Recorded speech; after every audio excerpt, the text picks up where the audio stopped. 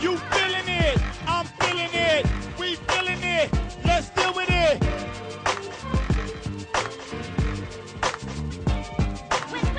You feeling it, I'm feeling it, we feeling it, let's deal with it.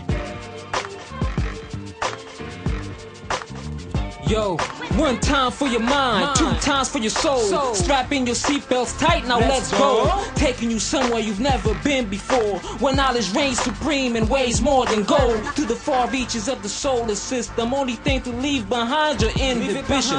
My mind's eye vision, walk the fine line to get it. Manifest through each cycle of existence. I am revealed as the anointed one, divine baptism, bathed in the rays of the morning sun. Shine from the prism, illuminate wisdom. Expose the isms with rhymes and reason. This is why I've risen from the tomb of ignorance. I know you're tired of waiting for deliverance, and here I am with something you can feel, bringing that brand new flavor in your ear. Let's go. According to the biblical narrative, in the beginning was the Word. Let's deal with it. And according to the Hebrew traditions, the proper name for quote-unquote God is Yahweh, the Tetragrammaton, or Yahweh, or the four-letter name. The biblical narrative has God exclaiming, "We made man in our image." So if God is a four-letter word, then what is man? We always hear people saying that there is power in words, but where does that power derive from? And if people believe that what they are speaking is not their language, then from where do they derive power from? Tonight, we will be introduced to the world of tones, and we will finally find out the truths about language behind the science of the sentence. How has the sentence sentenced you to a lifetime of bondage? Word is bond. You don't want to miss the unprecedented presentation by a new KTL University inductee, our brother Budda Klynx. Classes in session, family. A pad and pen is necessary for tonight's bill. We want to present to you caller from the 213-804. 213. My brother Budda. Hey. Yo, peace. Peace to the show, West Coast brethren. You understand? That's why you see the 213 up. So I'm really ready to build. And what we're going to get into tonight is a deep conversation about the logic that has been used to lock our people down, all right? Our people haven't been locked down in slavery. Slavery is a logic, all right? There's a logic, what they call the logos. And people think that that means the word, the individual word, or the word of the Bible as something taking in a complete volume or a complete narrative. So it sums up the whole purpose of the book being for the life of Christ as the main character and a narrative story and a relationship with God so God could be on earth and play out a narrative. Now, the reason these things exist and why this thing called the logo, which is really the logic, is the science of how language in what we live in, which is the linear right world perspective, dominates the concept of yourself and what the self is. Now, through this logic, they've been able to manipulate what you see as the self through how they proposition the self through this thing called Jesus Christ. Jesus Christ, I don't care what anybody is saying, no Jesus Christ existed. Jesus Christ was a character in the narrative to expel and expound upon the logic of the fourth dimension reality expressed in linear language. Now, when you get to the logo, you have to understand, when you go to school and the first time they give you a function table and they give you X, Y, what they're giving you is an arithmetic bill that comes out of the Islamic creed based on their understanding of tones. And we're going to get into that later. But this arithmetic that they use is based on the logic of the first posit, which is true, false. All right? True, false becomes represented in 0, 0. And why is that important? It's very important because when you get to what we call the tetragrammaton, and we start condensing into the 4 dimensions of space and the 4 dimensions of logic, when you actually, I'm trying to explain this to the people so they can really understand. When you try and say the name of God, it's an impossible tone for you to utter because it's a complete tone. Now, if you ever have a complete tone, it shatters anything that's on that frequency. So the complete tone of God is so perfect that it has to blow itself up. That's where they get this Big Bang Theory from. And the complete tone of God is on a frequency that is outside of any frequency you could be on. Here, any sonic level, any wave pattern, any grid pattern that you could asphyxiate for reality. This is real talk we're dealing with now, peoples out there. Now, a lot of people don't teach y'all how to think and what's really going on. So when it comes to God and the existence and the presence of God, for you to even try and have a concept of that is you being a Lucifer, is you being a light being trying to have a presence in the face of God, one of the most beautiful creations. There can't be a presence in the face of God. That's why you get the Lucifer narrative, which predates and predicates the story of Jesus Christ, because you can't have a self in front of God. The self has to fall to the world to emerge as God. Otherwise, the self will remain in the negative and be positive in the Luciferian doctrine. Now, we're going to get real deep tonight and actually deal with people. So when people start telling you what God is, where God came from, this religion and why they worshiping God, they playing with logic with you. All right? You can't say nothing about God because that tone includes you saying something about God at the same time you say it. And God is everything. That's an impossibility. That's touching the tip of your finger with the tip of your finger and not using the other tip of the finger. The tip of the finger you're trying to touch. All right? That's the knower trying to know itself. That's why they say, man, know thyself. Well, what the know thyself is to discover how the logic of the idea that has to be in what they call God's mind separated. So the first act is a negative separation to get a truth. When you deal with the first fundamental truths of reality, the only thing that you can say is what the next person believes is false and what you believe is false. Now, depending on who you want to posit something to, who you want to give the position to actually defend what they have to say, they have to stay in the negative. And they have to stand in the falsity, meaning that since both things are false, the next truth is that the false is real before the truth, because the only thing that stands independent of the truth is both things that are positive in a dualistic language, in a logic, in a world where the subject through the verb is trying to complete itself in the object or the complement of the utterance of the phrase. This is deep now we getting. I don't know if the people really want to build on this type of thing, because this is what I teach in my language class and in my English class when you start learning actual language and composition and how to expound and apply tone and this vocabulary.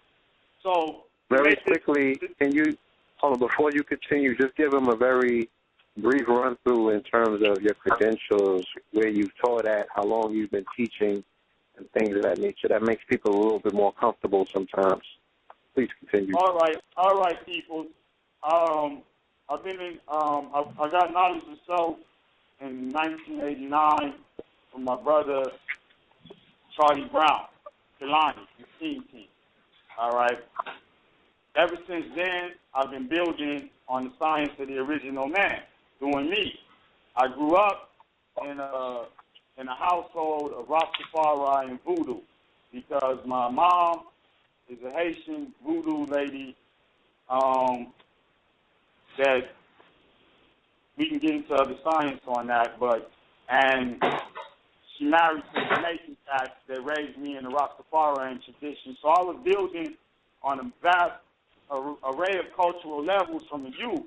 So from then, I went to college with an idea to try and blend all the different accents I heard in my household and language. because the whole thing they taught me was to learn this language and learn to speak it correctly. So my whole thing when I went to college was to develop a way of blending these different accents and understanding how these accents fit into the overall structure of the English language and where it came from, so I can really understand why my people use Creole and Patois in the manners that they did. And so when I went to college, I had an idea. Like, I went there to prove something to white people, that in this language there was actually something to be spoken of. There was an identity. There was all the values that y'all ascribe to what you call the standard language existed in all these dialects, which gave these people relevance that y'all don't ascribe to them because they speak in dialect. So with that being my background, I kind of excelled, and I went through the master's program, and I was offered the salutatorianship and PhD candidacy for Pitt University. And then I turned all that down because my whole thing was like, I'm going to go back to the streets and teach the people. Well, I went back to my Jamaican culture, and I spent about 10 years, you know what we say, doing our thing. Everybody out there know what I mean. Food or fly, goso. Now, I had my youth, and I had to go back to work. So the first thing I did was like, well, I always went to school to teach the people about language. Let me get a job in the public school system. So I went in, and I just started teaching the people. Eventually, I ended up being the head of an AP program for 11th and 12th grade literature at Morningside High School in Inglewood, a blood school. I taught all the bloods. Big up to all my blood people out there in the Blood Nation, Crenshaw Mafia, Inglewood families, all you cats. You don't know. I put mad cats on over there and gave them knowledge itself and taught them how to use this language. They're doing their thing. All right. So I taught this program for about 6 years as the AP head instructor at the school, and I had 2 students win the Gates Millennium Scholarship. I had the top 10 of my students for 6 years in a row go to every prestigious university in Los Angeles, from UC Berkeley to UCLA to UC Davis to UC Merced, to you name the school, my students are there. Only school they wouldn't go to was Stanford because they didn't like the energy there. It's too powerful within people working there. They got scholarships, but they wouldn't attend because they had knowledge themselves and they didn't feel that they could deal with the powers that was working against them at that university. So the only university I never budged was Stanford, and I can put that on record, and that's real talk. I got mad students right now that in schools probably listening like, yo, that's really Mr. Robin. All right, now, yeah, that's what my name was teaching, Mr. Robin, straight up, teach to the God.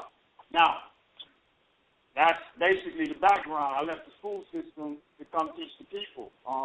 They still want me to go back to the school system after I quit just dealing with the people. But I'd rather deal with the people right now. I can go back to the school system anytime I want, God. It's not a problem. Now, to get back to the Tetragrammaton and the logic and the logos of self. Yes. What's going down with this is when, No, I said please continue. And also, I have the graph up. If you need to refer to the graph at all, let me know, and I'll just direct the people to where I put that at. Okay? All right. Well, when you actually start studying the ancient sciences, because we live in a fourth dimensional reality that's expressed in what we call three-dimensional space, because that's all we can recreate on the two-dimensional plane that we write on, that we call linear space. There's only 4 degrees that you can think about something in, and that's the positive. That's when you posit something. That's when the separation from God occurs. The negative, what is called the contrary, which is the positive and the negative together. And most people are in contrary. And in what is called a contrapositive. Where we exist in reality right now is what is called contrapositive logic. Contrapositive logic is double negative, double positive. This is basic primary logic, but a lot of people haven't applied it to how you think and how the Bible was constructed and how these codes work. So a lot of people don't understand that the reason there's 4 sections to the Sephiroth is because of these 4 positives. The reason that there's 4 styles of writing, 4 basic clauses, 4 types of sentences, 4 structures to the sentence, from the simple sentence to the complex compound. These 4s are the logic of linear thinking. Now, when you get to what we call the contrary part of the box that everybody's locked down in, that's when you get into positive, negative. That's where most people are arguing from in the conscious community. They're positing something against someone else's negative. They're positing something against someone else's negative. That's third dimension reality. That's astral reality. That's the logic of the story. The story begins in the stars. When the body condenses to a point to where man becomes conscious of himself, he looks outside of himself, and he makes a narrative up about the heavens. All right? That narrative in the heavens has to come down to earth. When that narrative in the heavens comes down to earth, it manifests in a pharaohship, a kingship, the divine right to rule. All right.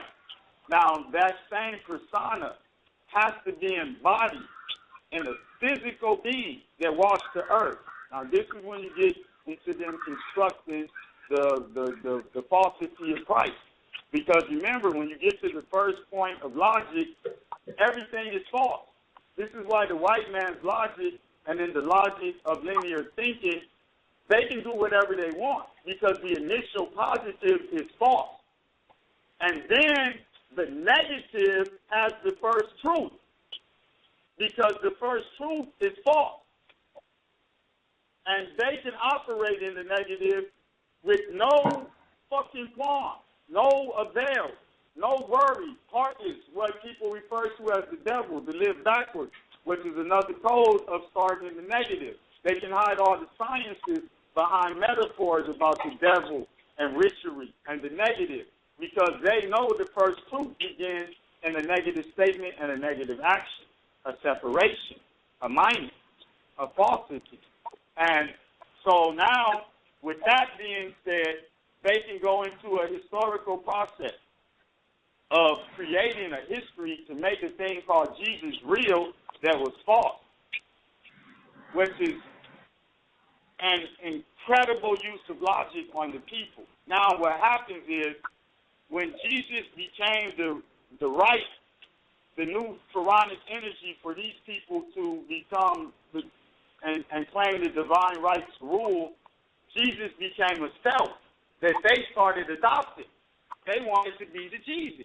The king wanted to have all his power. And because Jesus had a human nature, meaning that he was subject to frailty. The human is a very weak thing. It's the most weakest thing in the universe in reference to the energy of man. That's why they had to put you in the category of human. The hue, people think means pigment and color. No. When you check the word hue as it's applied to man, it's not the hue from pigment and color. It's the hue from apparent and figment and figure. It's the hue, when you say figure, once you get to figure, you start getting back to the box of logic, which all the numbers come from as figures and variables in the arithmetic. Now, so the figure, the number, the idea of this weak, frail thing that they had to adopt Jesus as allowed you to have an identity as a self. Once they had a Jesus, the word I. Once the story for the Jesus was completed, the word I entered the family of languages, almost on 1,000 monkey type syndrome. All languages switched in the way that they had to interpret reality to deal with the subject versus object posture now. Because the original sentence amongst God, why they created the Trinity, the sentence of I love you, and love being the energy of the universe, became trapped in Jesus Christ because the I and the you had to be of God. It couldn't be of the world because if it was of the world, it would be created and it wouldn't be part of the original statement. And the statement would be an imbalanced equation in mathematics. Now, people that know the bill know what I'm talking about. when this happened, this allowed you to say "I love you" to something else, to someone else. Before that, you couldn't say that. You didn't have love. That's why you didn't have love as the basis for relationships. There were political alignments for the fascist empires that were governed by the mythos of whatever religious creed that was operating for the state at the time. Now, that's what was going on. When you could say, "I love you," you had an identity. There was a new self, and it was based on the narrative of you, which became a new form of writing in linear script called the sentence, which manifests in fullness in what was called the novel, the new form, where there could be a character. And now the logic of characterization and narration and storytelling and self versus other came into existence. At that point, that's when these people created what you call racism and the white man. I keep telling people there's no such thing as the white man. There's a thing called the Eurasian. The white man is a fiction of language, and he recreated himself in a fictitious commercial world to preserve the I, because the I was exclusive to the rights of property. Now, this I emerges out of the third density part of the box. When you get in the box and you're at the positive, negative, the contrary, the I is fighting against the subjective verb-object orientation in language. And the more sound your sentence is, the least friction occurs between your verb structure in terms of how you unify the relationship between the subject and the object. Now, because they knew the entire world that they had created to posit a self or an idea was a fiction, the entire world became a theory. So now every theory that they wanted to manifest using the box of logic, they would manifest. Once the narrative structure of Jesus Christ was placed into a book and squared, the box was completed, and they created what is called contrapositive reasoning. And that's the essence of the to be and not to be statement, or not to be statement that we're going to get into in a little bit. When they put this box out, that box predated and precipitated and also antedated the television and the computer chip. The whole movement of the book and the magazine became encapsulated in what we call the computer.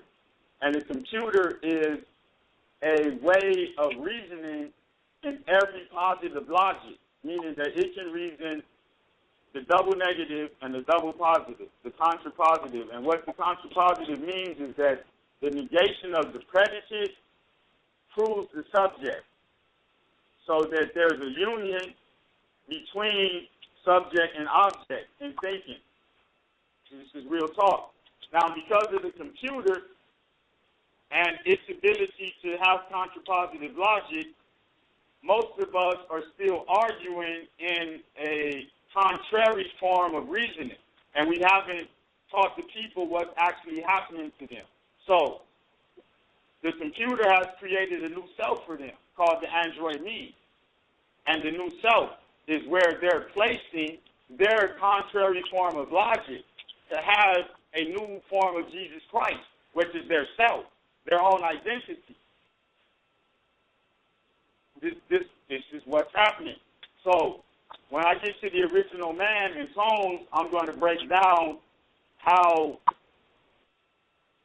this form of reasoning came about actually being, and not just alluding to it through the narratology. Notice I didn't say nothing about the history. I just gave you the narratology of Jesus Christ.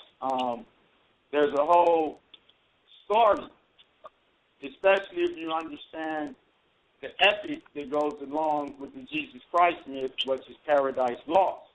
And the paradise that was lost was the true sense of yourself and the acceptance of the fiction called Jesus Christ that came to redeem this thing that they had created called the weak human. And it's out of that epic poem that the novel is formalized and actually completed by 1832, and then you have the birth of what is called romantic literature in America.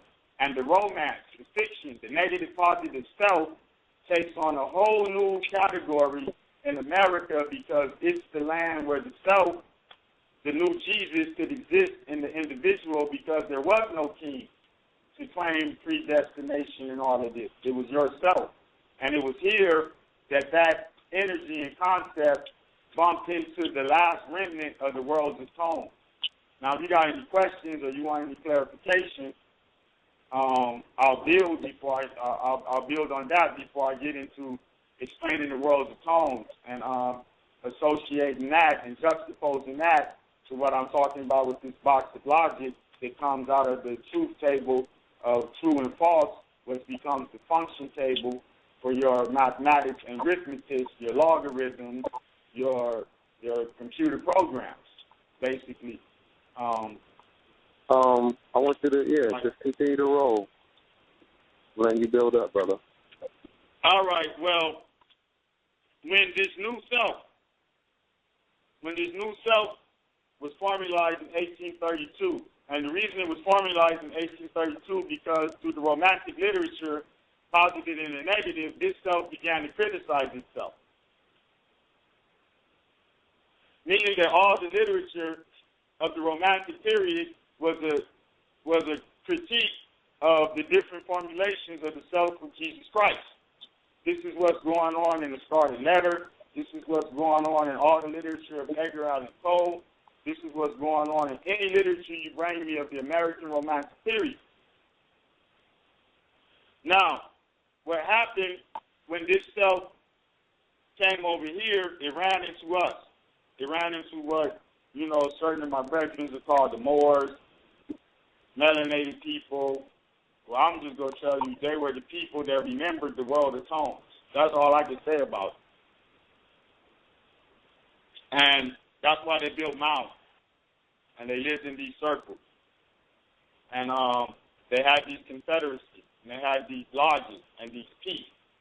And they had this way of being that had no self and no possessive nouns, no nouns.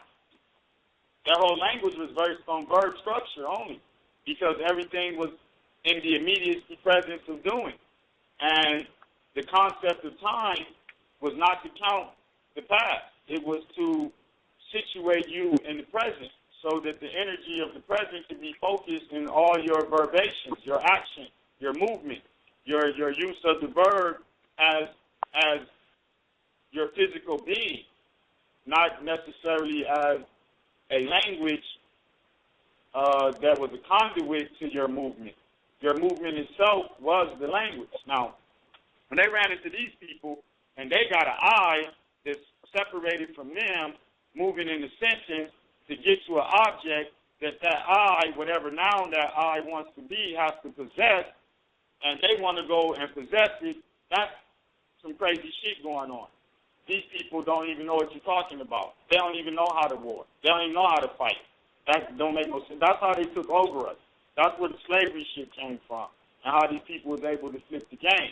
So by the time they did this, they had established their linear perspective of the world.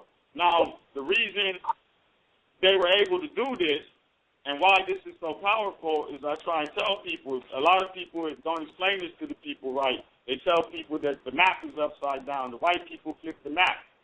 And I say, no, the Eurasian can't flip the map, all right? The Eurasian can't flip the map. That's crazy. Are y'all crazy? No, the polarity itself. When the polarities flip, nigga, the whole shit flip. Because they tell you the crust of the earth is a floating mass on a hollow interior that's like a shell of water on top of a hollow ball that can shift. When the polarities actually shift, the whole fucking thing flips upside down. Are you understanding me? And that's the science behind upside down. Because I can ask anybody out there, turn something upside down. The next thing they go tell me is, all right, we'll turn it right side up. And for them, that means turning it over. And I will tell them, yeah, that's what happened. But that's not the reverse of upside down. The reverse of upside down is downside up. I'm telling you language and logic. When they told you to flip it right side up, the world flips to the right degree. It flips to the Gimel. It flips to third dimension. It flips to the letter G. It flips to the Gamma and the Gamma Median and the swastika and the Hebrew Greek cross. And the L's came in. The niggas that bent at right degree angle. And the language went on a linear perspective in the 90-degree angle. And then these cats locked us down to just the linear perspective. Because the line, if you understand mathematics, you can't have a straight line in the physical universe. The friction of the line itself will bend it back towards pi. And it'll never fully circle in a spiral. It'll never fully circle. It'll move in a spiral elliptical. This is real talk. This is how these niggas be doing the prognostication on y'all when they be checking the planets and shit and focusing y'all on in one little eye, one little identity, and showing you how that self is being controlled by these elliptical orbits amongst the galaxies. This is real talk because you can't stop melanin from moving back to pi and going back to the circular, trying to recast itself into tones, even though we're in the world of linear thought. Because as close as we can approximate the tones, we get back to true natural self, we get it close to the frequency of God. And they know this. So they try and stretch your ass out along that linear line and keep your ass in linear thinking. And how they do this is they put you in a position of logic. If they put you in a positive position, they know that's going to be false. So they can prop up anything that you say is positive when they're doing their plan. I don't give the people with money, with power, however you want to say it, the people that want to control you, they can put you in a positive position, and behind you, they know everything's false, but they'll give you a positive stat. They can put you in a negative position and allow you to speak what they call truth, and you can operate on a negative and get money. Then they can put you in a positive, negative position, and as long as you're going against something that they want to see in a negative, you can stay in that positive, and you'll have success in a linear dimension, but you'll be locked down in that section of the logic. Then they can put you in the contrapositive position, meaning they can use the double negative. They can turn you out. They can flip the script on you in whatever you're doing. They can make you think, I'm going to sell out. You go fag it up to get money and move you to Paul Mooney. What's that nigga, Paul Mooney? The nigga that fagged up to talk about the white man and everybody give him props, and then they talk about every other faggot, but nobody talks about him. I'm talking real talk. This is real talk, and that's contrapositive logic. That's living in the double negative. That's what everybody in Hollywood is doing. That's what everybody in the media is doing. You cannot be in the Android media and not be part of contrapositive logic. Period. Now, my brothers in the community that's mad successful that's functioning in this contrapositive logic, most of these cats is still using third dimension lockdown, contrary reasoning to promote their arguments, and through the Sarnetta debates and the manipulation in the community is who win who, which keeps you in third dimension reality. And then you can't get into the contrapositive logic and understand how thinking actually operates and how these people really functioning on you. Now, I don't know how much more deep you really want me to get, God. I feel like, I done ran past the people, you know what I'm saying? If I did, I didn't mean to. I'm really trying to. Nah, I don't. Yeah, so, for instance, when I used to go and deal with people in the Rastafarian church, and I already know that they dealing with fiction, and they want to make it real. They some black Christians, and they, when black people love any religion, they go the hardest for it. They go find everything to make that logic worthwhile and accurate. Right. What I would do is go in there and just tell them, all right, Selassie, Ethiopian king, Dr. Christianity, took on all these monikers. What monikers did he take on? How do you enunciate him? Right? They tell Haile Selassie. Yeah. Now they tell you King of Kings. Right? Haile Selassie is the power of the Trinity. The power of the Trinity is the third dimension. That's contrary logic. That's positive negative. That's you. That's yourself. That's I. That's why it's I, the first, the only. The I is you. And it's the reposit of the same subject, verb, object, orientation for self in a black version of the same fiction that you could accept and become your new identity for self.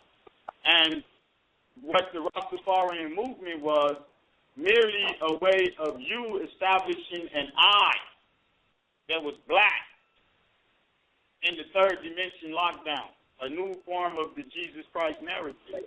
And it's very simple. And there's a lot of people whose whole way of thinking is so oriented in narration and storytelling that they can't understand how this world works. Like, I'll give you an example. When you get to the next positive literature, there's 4 stages of literature in America, because this contrapositive reasoning destroyed all literature. There's no more literature. Everybody that's writing is not producing literature. And I can explain that on a whole other level that's going to serve in them, but I'll explain that. But anyway, there's 4 stages of literature that happen in the American conversation. The second stage is what they call realism. Third stage is modernism. The final stage is postmodernism. Now, the text that introduces realism is what they will tell you is Uncle Tom's Cabin. That's not true. It's Huckleberry Finn. Now, how does this happen? Remember, I went to school. I studied literature. I had a proposition. I had a false posit to prove, and I had to go through these whole stages of logic also in myself to develop these points. When you get to Harry Beecher Stowe and that cat Samuel Clemens that took on this moniker called Mark Twain, which is a watermark, which has to do with more science. All right. Anyway, and Mark Twain is in between. It's the binary code that he's going to break through his satire, and satire being the highest form of destroying analogy, which is the highest form of reasoning. So it's the only way to get outside the box and get away with it. That's why comedians that are real satirical and know how to really flip the language, and people like my brethren, King Noble, even though I don't know him personally, but I see what he's doing. That's my brethren. I like it. Do your thing with what you're doing with this language. I like it. But anyway, they get away with a lot, and they can hide their wisdom and really serve you. Now, so with Mark Twain and Harry Beecher Stowe, what happened to them is they was listening to their slaves, what they called their slaves, their servants, who spoke in dialect from the West Indies and would tell stories about Anansi and little stories and things that happened in the community and embellish the story about what happened down the block with Mrs. So-and-so, but it would become a whole narrative. And they bugged out because everything that they were learning as purveyors of literature, this woman uttered in simple dialect. So then they went to write novels in the natural dialect of the American persona as they seen it, stripped down away from any influence of literature, because the people wasn't allowed to read. They were only to get pictures of Jesus Christ, to learn the Jesus Christ narrative, through which their natural ability to use tones created a different way of telling the story. So you get to Huckleberry Finn and realism. The black man is the hero of the book. The whole major point of the book is the white boy goes to save the Moor. The Moor is tied up and painted blue and made to look sick and out of himself in the Americas under the influence of British con artists who's taken them off the track to Cairo and reconverted them back into the world of slavery, which is the Caribbean. And I'm going to tell all my Caribbean brethren that most of the people in the Caribbean that went into slavery came from America. They didn't come from Africa. The African blood that came to the Caribbean came in the 1800s in successions of waves by the British to compound their story of there was no black people in America before they arrived here.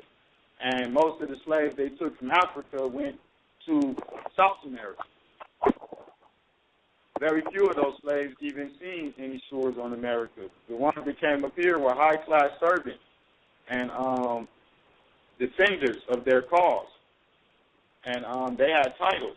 They just happened to be in servitude because people don't realize in history you can be a slave under the empire and rise to a general, but still be a slave and move around and have certain freedoms, but you would still be classed as a slave. So a lot of people don't understand what really occurred. And all this occurred through the language and how they were redefining the self and how the self would be projected through the novel and the idea of what the I would be for this generation of people to preserve the way that they finally found a way to identify themselves in the fiction.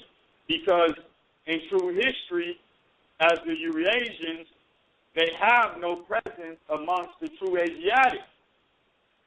And that's why they're Eurasians, because there's nothing that God didn't create. And all Asiatics know that everybody's Asiatic. So it can't be no white man. There's just Eurasian that was bleached out and kicked out because of certain energies, I suppose. I don't want to get into that history, but that's another deal. But as far as any further explanation, I would like to really set up a date where I can demonstrate how the function table works and how mathematics emerges and how algebra emerges and how, based on that true-false table, you get to the fundamental analogies of A is B as C is to D, which is the perfect equation when you balance that, which eliminates the friction between the posits, what are the numbers, which are the variables of language that have numerical categories for you to calculate on, which creates analogous reason. And in that structure, you can compose every sentence, every form of syllogism, every structure of mathematics, everything you think can be reduced to that. And that is the positive, negative, contrary, and contrapositive placed in a sentence structure that equates itself. Now, when most people that are locked down in the box of logic, they see the sentence to be or not to be. Notice I said the sentence. When Shakespeare and the logic behind the thing they call Shakespeare that anybody that studies literature knows never existed. There's never nobody called Shakespeare. That didn't exist. No matter how much people want to go into it, there was a black man that did this, that, whatever. I don't want to have time for that. Have fun. I read all 36 plays. I read all poems. I taught the stuff too much. I don't want to hear about it. Now, when he forms it into a question, it's actually a statement, and he forms it into a question. The question places it in the category of falsity, and it becomes a duality that places your objective self between a choice of two different posits, of to being and not to be. But really, what that is the second dimension of the function table, where to be or not to be say the same thing. You see, if you're being, you're already not to being. If you're to not to being, you're already being. So when you make that a question, you create a duality, which creates a choice. Then you can run the function table alongside that choice. When you see it as a sentence and a simple statement of logic, it falls right into the second dimension logic on the box. And it shows you how the truth of the positive is formulated in the negative, which becomes the primary objective of contrapositive logic. The only thing about the contrapositive logic is when you operate in the double negative and you end up with a positive number, you're always facing back at the negative because the truth begins in the negative positive. And that's the science behind the Kabbalah, the worship of Baphomet, any secret society that you get into. They're just hiding that fact. that the truth begins in the negative. And they use the negative metaphors you associate with devilment and all type of things to just hide the simple fact of logic. And to scare you away from this, then you never know how to think.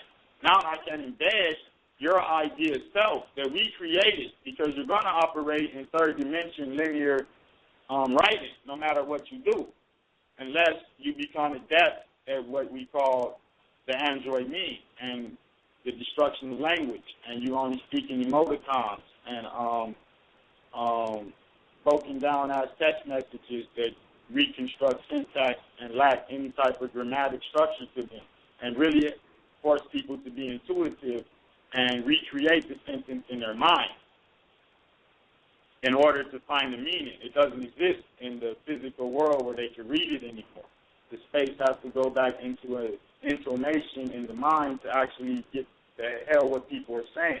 But most people still write in the linear dimension, in the third dimension, in sentences, in the subjective, verb, objective reality, in the third dimension lockdown code. So when they do that, they have to use metaphors, because every word you ever utter is a duality of a metaphoric construction, meaning there's a picture for that word that has to go against another picture to give that word actually substance and distinguish it.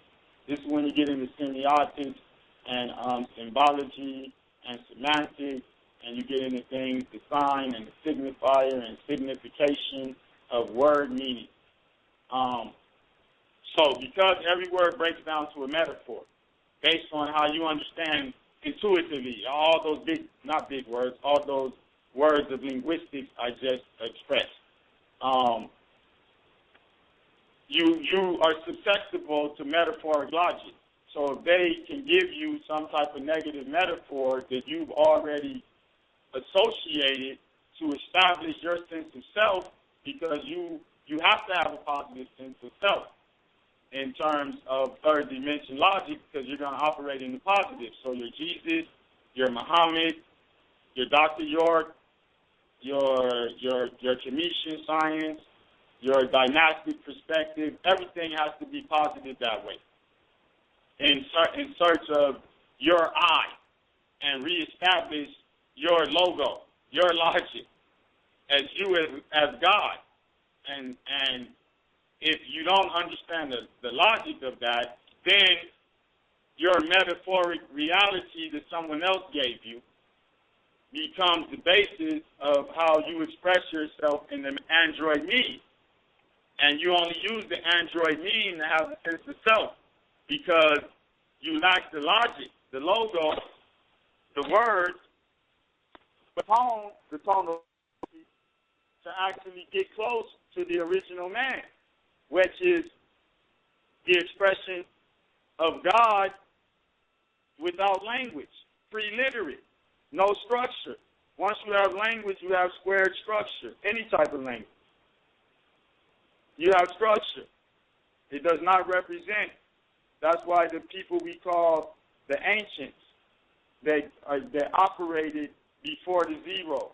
They didn't have zero because they were the zero. The zero of their mathematics were the tonal frequencies they spoke in, and their world was round and centered round. And they existed when the polarities all circled round. There was no linear polarity. There was no linear movement to the wave. There was no wave. The wave moved in the circle, a record. And that's why you got to spin the tonal sounds in the black melanated record to actually get back to that quality of experience in a linear language.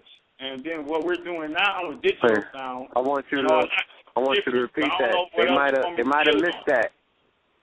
They might have missed that. I want you to say that again in terms of the wax, the vinyl, that black circle. Oh, yeah, well, when you spin the vinyl, you spin in the linear language and the tones based on the 33 and the third. That's breaking down the subjective verb object, right?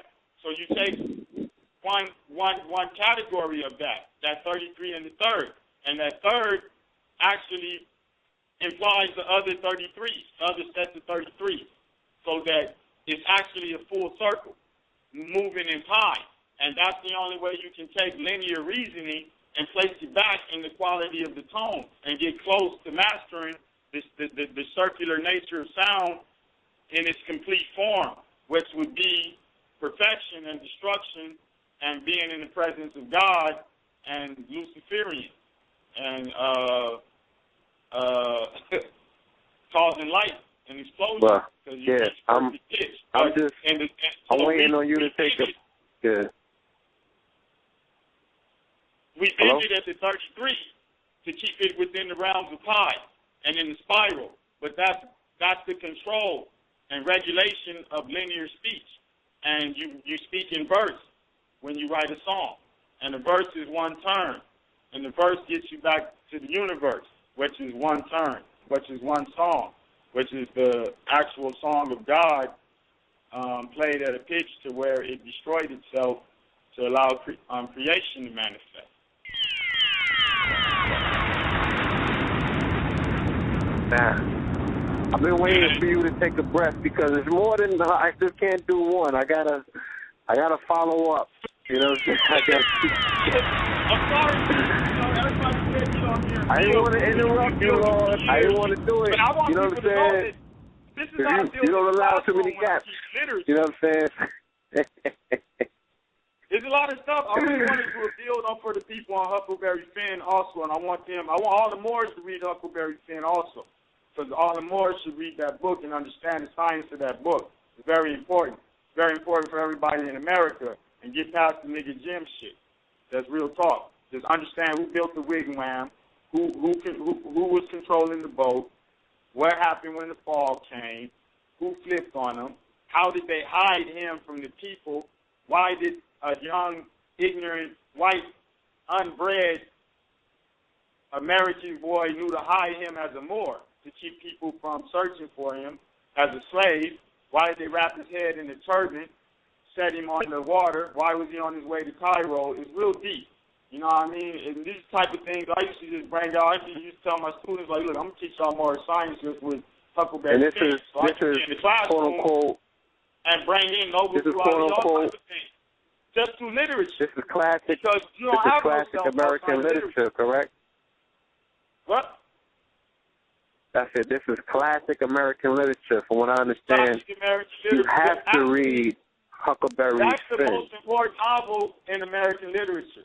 The other most important novel in American literature wasn't written by an American. It was written by Irishmen who were the original slaves of the Caribbean. I don't care what anybody say. Go through the history. It's true. The original slaves of the Caribbean were white Irish people. And then when they started bringing us down there, we bred in with them to create mulattoes. And because we had science to government, they created schools that we call boarding schools that they still got.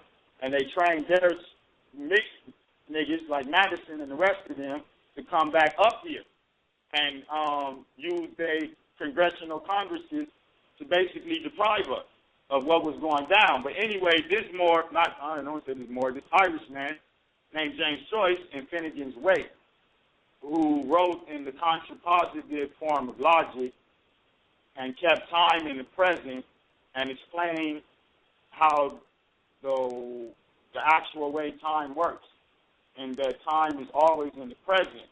And if you exist in a third dimension state and a narration state of logic, and you have a sense of I that is not compounded through the ages, you have to have a beginning. So all these people are searching for the historical origins of Christianity, the historical origins of Islam. They have to have a point to begin their timeline, their linear focus of history, because they believe that something happened in the past and pushes you forward through the present.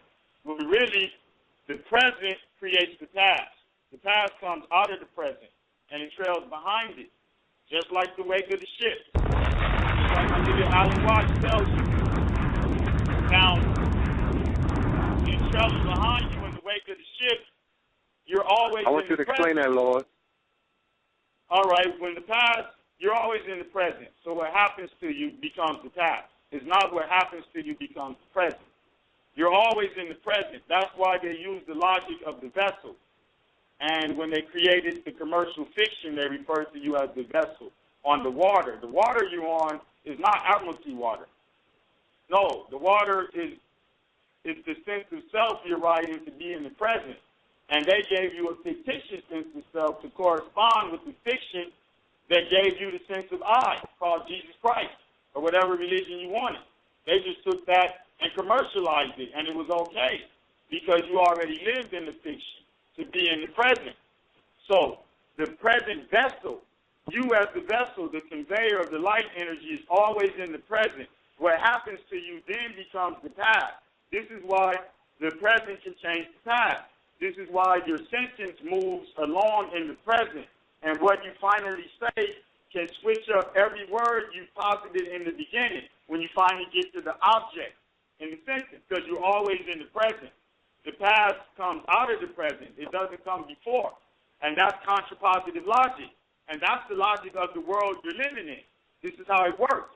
But people think that, no, these things happened way back in the days, then we can count up to now. No, you count back from now back to then. And you try and connect shit to make your I, yourself, your version of Jesus Christ the superstar, the number one character, be that a people, a personal identity, an ideology, a commercial outlook.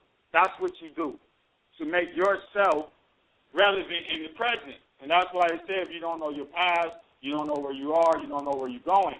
Of course, because you ain't went into the present and looked backwards in the past to find some bullshit to substantiate your posit as you move along linear reality in third dimension over the contrapositive grid, not understanding what you're doing. Now, I don't know if that was too deep for the people, but it's the truth. If you get to the grid, when I told you about the Gamidion and the Tetragrammaton, and that condenses into the analogy of self, which is the fundamental principle of logic that everybody operates in. You can't get outside of that. You can't posit anything that's outside of that. And so our people don't know how to think. Now, when you get into that, and you understand that same Gamidion is the same box you use for mathematical equations when you do multiplication. And multiplication box expressed in that grid creates the quadrants that you use to express geometric, algebraic,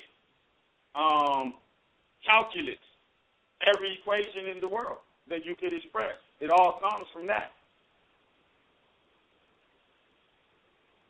And most people are operating under a version of what is called logical positivism, which is a high formal version of Neoplatonic theory based on idealism and ideas as the energy mechanism that separated from God to create a self and an energy. And then that self fell to earth and had to play out in a duality, a truth table, a duality expressed by the truth table in the form of what you call Jesus Christ or Iblis and Allah or whatever light and dark, positive, negative, whatever contrary form of reasoning you want to deal with. And then I want you, because you did this for me when you explained it to me, I want you to do it for the people as well. You may have touched on it, but I want you to make it a little bit more clearer.